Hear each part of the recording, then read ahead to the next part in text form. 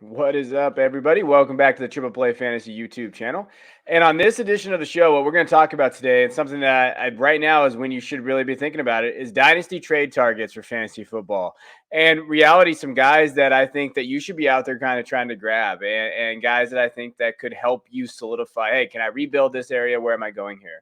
And I like to go all across the board here. So we're going to be looking at some guys and just say, hey, do you expect this? Now, what I will say is this, and I want to precursor this, is everything here is a PPR format. We look at it from a PPR perspective.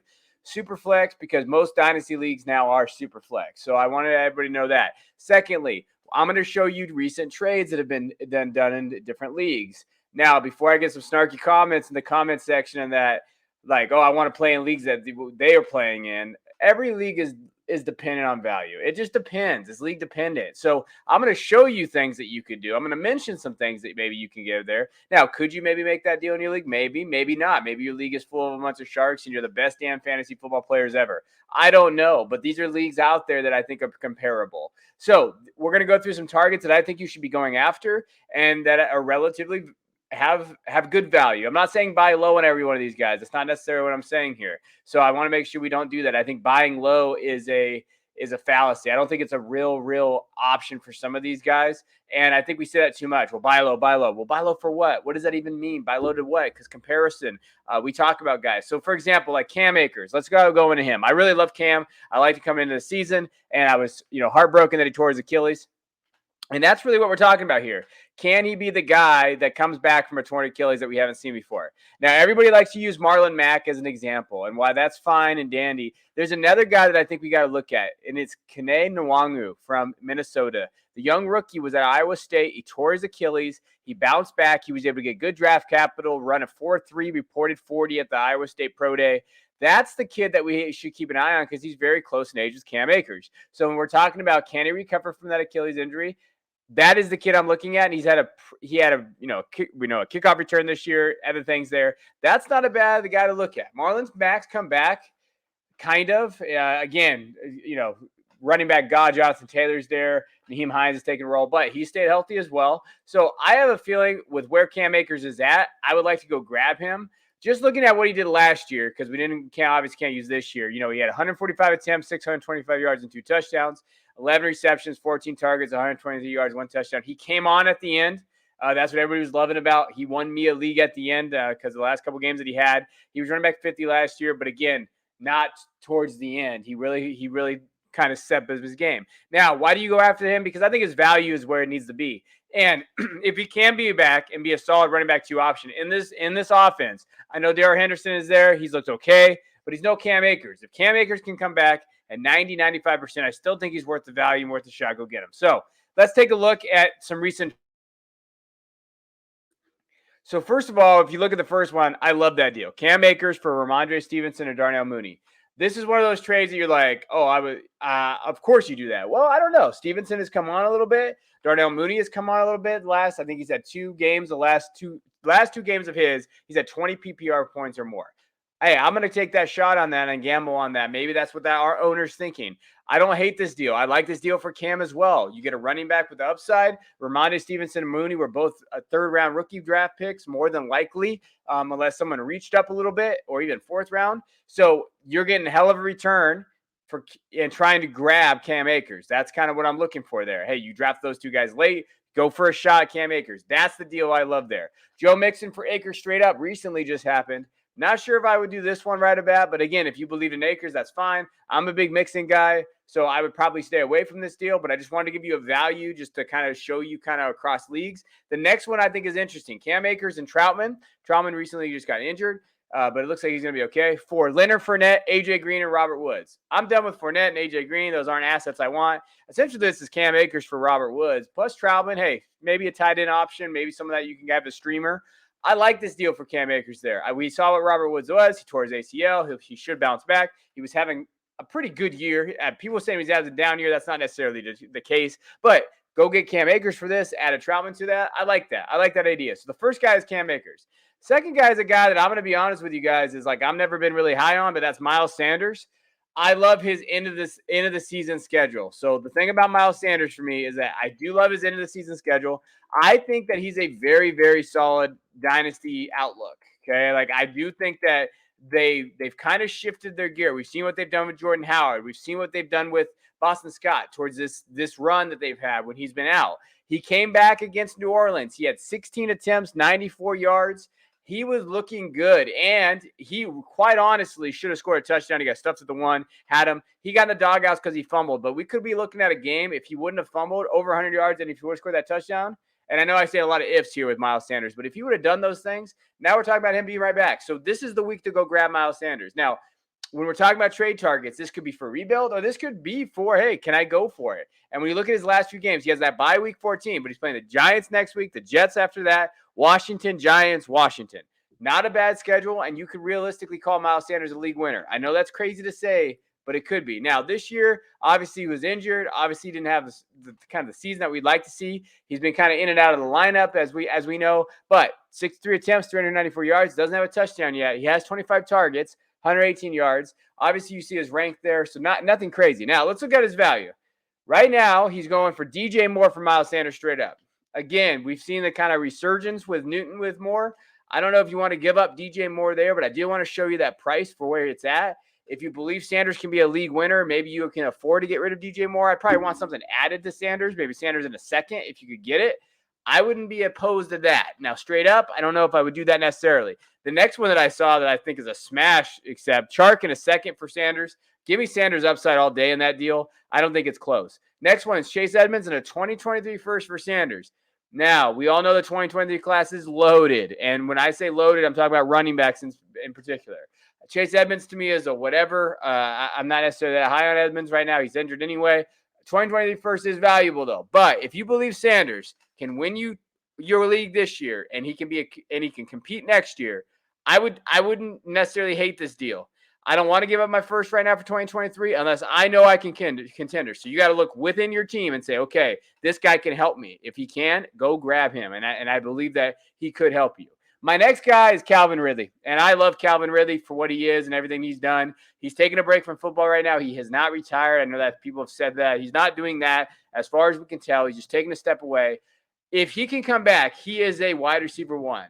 And right now, his price as a value is not as a wide receiver one, especially on contending teams. That's all these guys. If you feel like some of these guys like Akers and Ridley and the next guy that we talk about, if those guys are on contending teams, you might be able to grab them.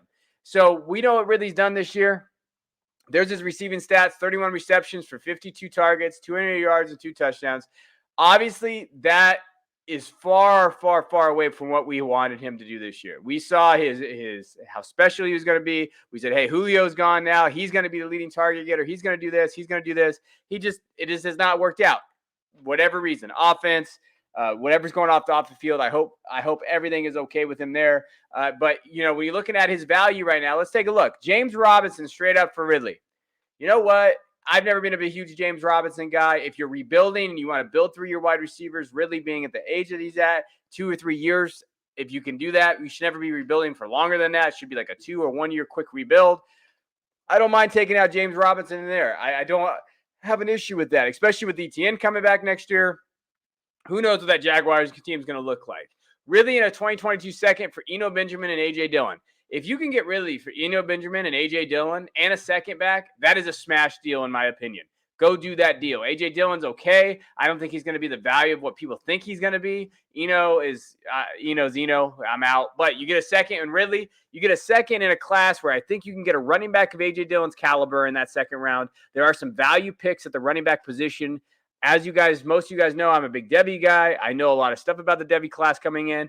The running back class may not be as strong at the top, but it's solid. There's some solid pieces going in there. Imagine you've been able to get Ridley and then Rachaad White from Arizona State. That would be a great pick and a great area in there. Now, the next one, Rondé Moore in a second for Ridley. So you're giving up a second and a young asset like Moore.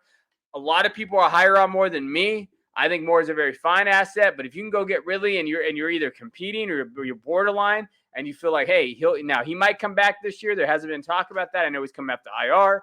If he comes back, now you got Ridley as maybe a wide receiver one moving forward. Even next year, Ridley is going to outlast that value of him more in a second. Now, there is some risk because, hey, he walked away from football. That's a concern. We've seen this before. Luck, all these guys. But if he can step in, I would take that all day for Moore in a second. Now, my next guy at the quarterback position, I wanted to make sure I added a quarterback. It's my guy, Trey Lance, QB2 for me coming in. I still believe in Lance's talent. This year we've seen him walk in there. He's 25 for 48, 52% completion percentage, 354 yards, 3 touchdowns, 1 interception. Rushing stats, 30 attempts, 137 yards, and a touchdown. His ranking right now is obviously what you see. Hasn't been great. Really played just one game. He's had a knee sprain, and Jimmy G is playing very good. So for me personally, I'm going after Lance if the guy that has Lance is a competitor. Like, hey, is he going to compete? Is he going to win this championship? If he's going to go win that championship and he's going to try, he might not need Lance, or he might need something else to solidify his team. So when you look at some recent trades for him, I love this first deal. Whoever did this first deal, I'm all aboard here. So Lance, a first, and Dobbins for Carson Wentz, Cooper Kupp, and Hunter Henry.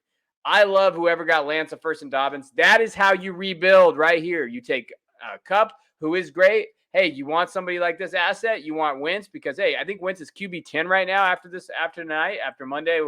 I'm recording this on the night of the Tampa Bay game. Hunter Henry is right there. He's been solid. But you get Lance, Dobbins, and a first.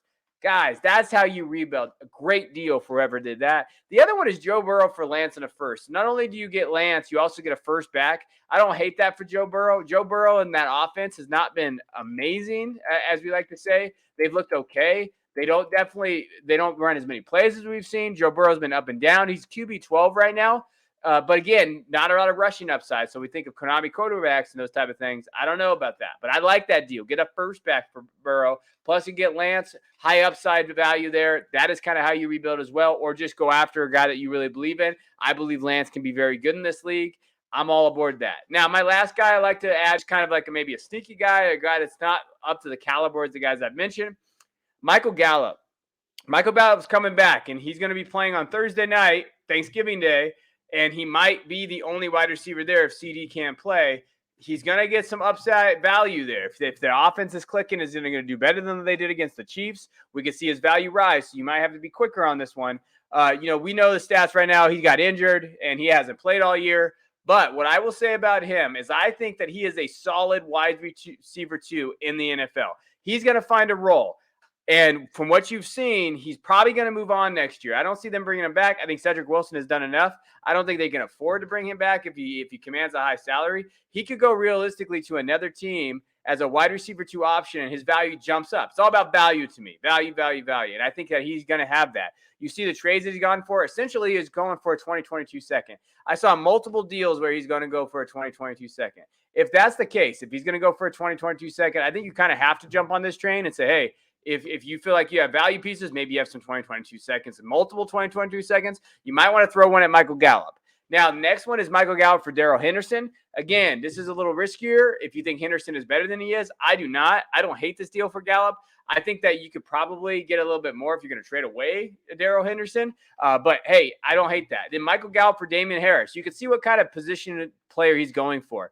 Kind of low-end running back 2-3, Damian Harris, Henderson, straight up for Gallup. If you like to rebuild or get your dynasty assets through wide receivers, and a guy that I think has a very, very good value is Gallup.